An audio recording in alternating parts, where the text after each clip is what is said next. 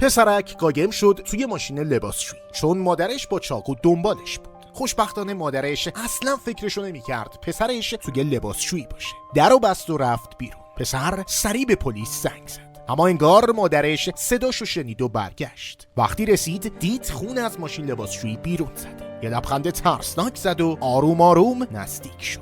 پسر وحشت زده سرشو بالا گرفت. جیغ و گریه‌هاش به گوش پلیس رسید. اما هنوز نمیدونستن دقیق کجاست. مادر کشیدش بیرون و پرتش کرد روی مبل. خوششانس بود که تماس هنوز قطع نشده بود.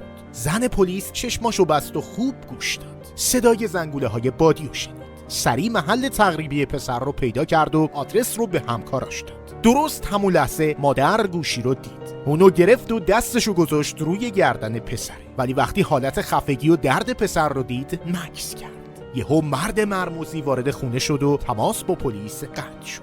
پلیسا همون موقع رسیدن پایین آپارتمان. زنگوله ها رو دیدن و سریع خودشون رو رسوندن بالا. اما توی اتاق فقط مادر بود. پسر غیبش زده بود. پلیسا حد زدن اون مرد بچه رو دزدیده. شروع کردن به گشتن ساختمون. اول رفتن سراغ مدیر ساختمون. مدیر یه لیوان چای براشون ریخت و گفت یه سری سردخ‌ها میدون. بعدم پلیس رو برد سمت زیرزمین. اما همین که وارد شدن پلیس از حال رفت و افتاد زمین.